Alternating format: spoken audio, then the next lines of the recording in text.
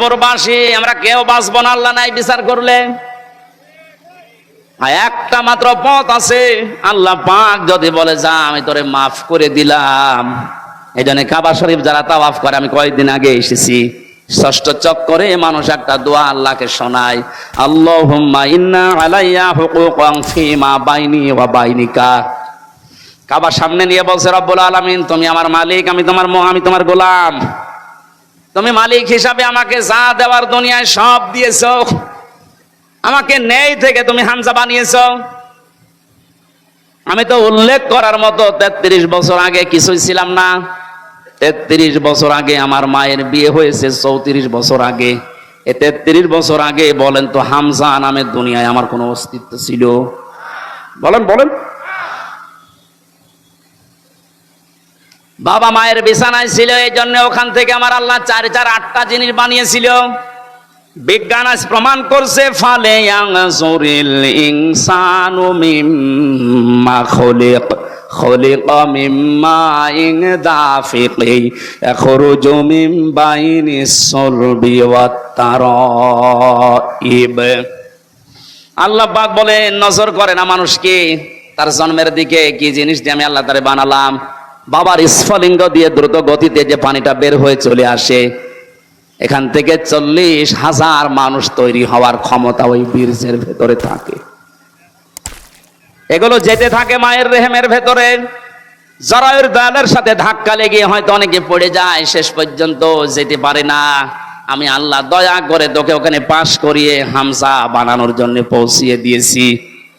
ওখানে যাবার পরে মায়ের যে নাপাক পানিটার থলি ছিল, ওইটা দিয়ে বাবার এইটা দিয়ে আল্লাহ 8টা জিনিস বানান, চুল, রগ, হাড় আর পর্দা, রক্ত, গোশত, চর্বি আর চামড়া। বিজ্ঞান এখন কম্পিউটারে দেখতে পাচ্ছে 8টা জিনিস হলে মানুষ হয় না। মানুষ পরিপূর্ণ রূপ দিতে হলে 13টা জিনিস লাগে। কয়টা? আল্লাহ যে রব নাম নিয়েছেন, কুল আউযু বিরাব্বিন নাস পড়েছিলেন, হযরত ওমরের পড়তে দেরি হতো এই কারণে যে আমি মানুষের রবের কাছে আশ্রয় চাই। রব মানে প্রতিপালক, লালন পালনকারী। চাওয়ার আগে যিনি জিনিস দিতে পারে, আরবিতে তার নাম রব। তার নাম কি? আমার আল্লাহ আমাকে চাওয়ার আগে মায়ের পেটের ভেতরে 5টা জিনিস দিয়েছিলেন: শ্রবণ শক্তি, দর্শন শক্তি, বাক শক্তি, আকেল শক্তি আর ঘ্রাণ শক্তি। সার সহ যারাই বসে আছে একটু হেফাজত করে বলেন তো নিজে, হ্যাঁ একটু চিন্তা করে, যদি আল্লাহ একটাও কম দিত, আপনি পরিপূর্ণ মাস্টার হয়ে আসতে পারতেন। আল্লাহ যদি আপনাকে দর্শন শক্তি না দিত, সূরা নাহলের 14 নম্বর পারা, 14 নম্বর পৃষ্ঠার 14 নম্বর লাইনের 78 নম্বর লাইন আয়াতে আছে, এটা মাঝের অংশে, ওয়াজআলা লাকুমুস সামআ ওয়াল আবসারা ওয়াল আফইদা ইলা আখির আয়া। আল্লাহ তাআলা বলেন, শ্রবণ শক্তি, দর্শন শক্তি, বাক শক্তি, আকেল শক্তি, ঘ্রাণ শক্তি, এই 5টা জিনিস আমি নিজে তোরে দিয়েছি। একটা বারের জন্য তোর চিন্তা আসে না, যদি আমি তোরে একটা না দিতাম তুই দুনিয়ায় আসতে কিন্তু অপূর্ণাঙ্গ হয়ে, মানুষ তোরে কানা বলতো। যদি এই দর্শন শক্তি, শ্রবণ শক্তি না থাকতো, আপনাকে মানুষ কালা বলে ডাকতো। যদি বাক শক্তি আল্লাহ না দিত, আপনি বোবা হয়ে আসতেন, মানুষ বোবা বলতো। এরকম বোবা আসে না দুনিয়ায়? এই জন্য কাবার সামনে নিয়ে বলা লাগছে, আল্লাহ আমি তো নেই থেকে পর্যন্ত এসেছি, তুমি আমাকে যা দেওয়ার সবই দিয়েছো, কিন্তু তুমি তো আমার মালিক, আমি তোমার সার্ভেন্ট, ভৃত্য, গোলাম, দাস, বান্দা যাই বলেন, আমি তো তোমাকে কিছুই দিতে পারলাম না। আজ তোমার ঘরে এসেছি সে বাংলাদেশ থেকে, কাবার সামনে নিয়ে বলছি, মালিক আমার একটা পুঁজি আছে, তুমি আমারে মাফ করে দাও। সর্বশেষ এইটাই বলা লাগে। কিয়ামতে আল্লাহর বিচার ব্যবস্থায় কিন্তু আল্লাহ শেষ পর্যন্ত এইটাই আমাদের কাছে, যিনি অবিচার তো করবেন না, ন্যায় বিচার করলে প্রত্যেকে আমরা ধরা খাবো। বাঁচার একটা মাত্র পথ আছে, আল্লাহ তুমি আমাকে মাফ করে দাও। এই জন্য বিশ্বনবী প্রতিদিন আল্লাহর কাছে মাফ চাইতেন কম পক্ষে 100 বার। কতবার?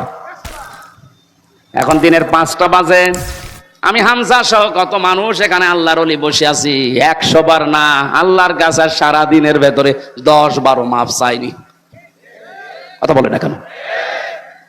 আজকে থেকে আমলটা আমি সব প্রত্যেকে আরম্ভ করবেন, সময় পেলেই বলবেন আল্লাহুম্মা গফিরলি অথবা আস্তাগফিরুল্লাহ আস্তাগফিরুল্লাহ। পৃথিবীতে সবচাইতে বেশি খুশি হয় আল্লাহ এই শব্দটা শুনলে। মানুষ যখন বলে আস্তাগফিরুল্লাহ আস্তাগফিরুল্লাহ, আল্লাহ আমি ক্ষমা চাই আমি ক্ষমা চাই, ফেরেশতাদেরকে দিয়ে আল্লাহ বলে হামজার দিকে তাকা, নিষেধ করেছিলে বানাতে অথবা না দেখেই দেখ আমার কাছে এমনিতেই ক্ষমা চাইতে আছে। এই আমলটা আমি সব প্রত্যেকে যেন আমাদের প্র্যাকটিক্যাল লাইফে করতে পারি, বলেন আমিন। এখানে যদি আজকের সভাপতি আলহাজ কি যেন নাম নজরুল সাহেবকে বলা হয় যে জান্নাত কয়টা বলেন তো, বলবে 8টা। কয়টা দেখলেন? অথচ জান্নাত আল্লাহ পাক বানিয়েছেন একটা, তার দরজা বানিয়েছেন, স্তর বানিয়েছেন 100টার উপরে। আমরা বেশিরভাগ মানুষ জানি 8টা। আসেন তো একটা একটা করে 100টা পর্যন্ত যেতে যত সময় লাগে না, এত সময় থাকা সম্ভব না, কারণ এই বলতে অনেক সময় লাগে। হ্যাঁ বলেন, আমার গলা ভেঙে যাবে মনে হচ্ছে, 2 আঙ্গুলি।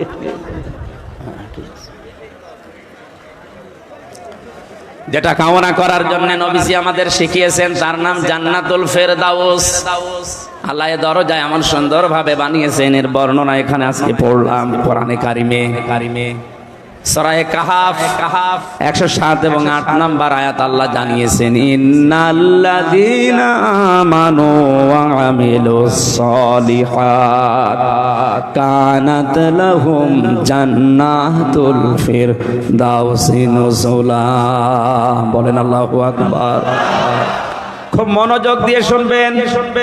মনে করছেন এই আয়াত তো সে জন্মের পর থেকে শুনছি না, গতানুগতিক কথা আমি বলছি না, এখান থেকে গুরুত্বপূর্ণ কিছু শিক্ষা আমি বের করব বাস্তবের সাথে মিলিয়ে। এটা হয়তো আমার বিরুদ্ধেও যেতে পারে, আমিও পরিবর্তন হব। কথা বলেন।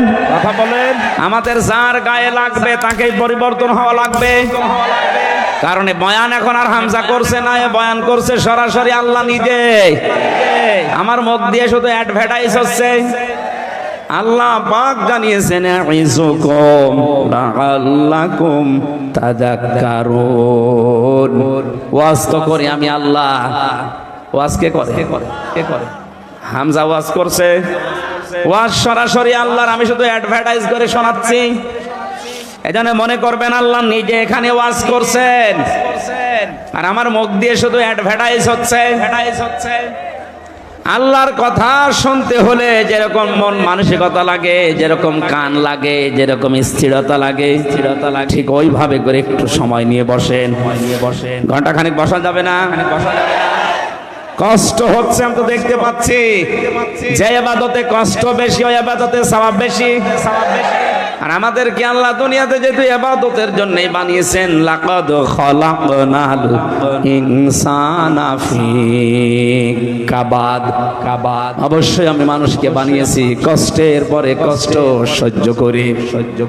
ইয়া আইয়ুহাল ইনসানু ইন্নাকা কাদিহুন ইলা রাব্বিকা কাদহান ফামুলাকি। হে পৃথিবীর মানব মণ্ডলী, তোমাদের রব পর্যন্ত পৌঁছাতে হলে কঠোর পরিশ্রমের মাধ্যমে পৌঁছানো লাগবে। আজকের এই ঠাকুরগাঁওয়ের মানুষগুলো আল্লাহ পর্যন্ত পৌঁছাতে পারবে বিশ্বাস করছি এই কষ্ট দেখে। এখানে যারা কষ্ট করে বসে আছেন, আপনি বিশ্বাস করতে পারেন আপনার সওয়াব ডবল হচ্ছে। মনে করছেন সওয়াব যখন ডবল হচ্ছে একটু মারামারি করি। পরিবেশ আবার নষ্ট করলে যে আমলে সওয়াব বেশি, ওইটা নষ্ট হলে গুনাহ হবে ডবল। এদিকে হিসাব করে একটু কষ্ট সহ্য করেন। সূরা কাহাফ নামকরণ, ঐতিহাসিক প্রেক্ষাপট, শানে নজুলের যে বিষয়গুলো সব বলতে গেলে গরমে আমিও পারছি না, সব বাদ দিয়ে একবারে আমরা তাফসিরে চলে যাই। আল্লাহ বলেন ইন্নাল্লাযীনা, নিশ্চয় যে বাজারা আমানু, ঈমান এনেছে, ওয়া আমিলুস সলিহাত, পৃথিবীতে যারা ভালো ভালো কাজের আঞ্জাম দিয়েছে। এবার আসেন তো আয়াতের 2টা বিষয় নিয়ে যতক্ষণ পারি আমরা চেষ্টা করি তাফসীর করার। আল্লাহ জানিয়েছেন যারা ঈমান এনেছে না ঈমান পেয়েছে। বলেন ঠাকুরগাঁর মুসলমানেরা, আপনারা ঈমান এনেছেন না ঈমান পেয়েছেন? হ্যাঁ পেয়েছে। আল্লাহ তো ঈমান পেয়েছে কথা কোরআনে দেয়নি যে যারা ঈমান পেয়েছে তাহলে আমাদেরকে ঈমান আনতে হবে। আমরা তো বাপ দাদা মা এদের কাছ থেকে শুধু ঈমান পেয়েছি, আর অনেকে শুনে শুনে না, ঈমান পাওয়া জিনিস না, ঈমান আনা জিনিস। আমরা আজকে ঈমান আনতে চাই। আমানতু বিল্লাহি কামা হুয়া বিআসমাইহি ওয়া সিফাতিহি ওয়া ক্বাবিলতু জামিয়া আহকামিহি ওয়া আরকানি। সে মক্তবে পড়িয়েছে এই বাক্যগুলো, ওই সময় বুঝি না, এখন দেখি দুনিয়া আখিরাত সব এই বাক্যের ভেতরে লুকিয়ে আছে। কেউ যদি বলে আমানতু বিল্লাহ, আল্লাহ আমি ঈমান এনেছি, আল্লাহ পাক বলেন চারটা কথা তোর জীবনে থাকা লাগবে। কয়টা?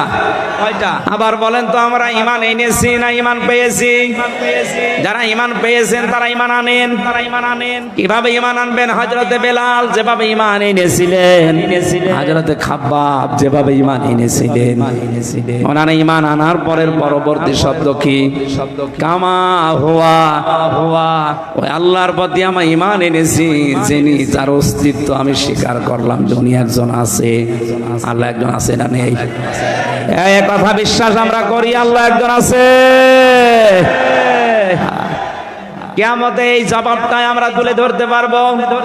মহাজানে মহাশার এরকম কোটি কোটি মানুষেরা যখন থাকবে, এর ভেতরে যারা দুনিয়ায় এ কথা স্বীকার করেছিল কামা হুয়া, যে আল্লাহ একজন আছে, এই কথার দ্বারাই কোটি কোটি মানুষকে আল্লাহ জান্নাতে দিয়ে দেবে। আল্লাহ আজকের এই হাতগুলো যেন ওই ময়দানে আল্লাহ এভাবে তোলার তৌফিক দেয়। আরো জোরে বলেন আমিন।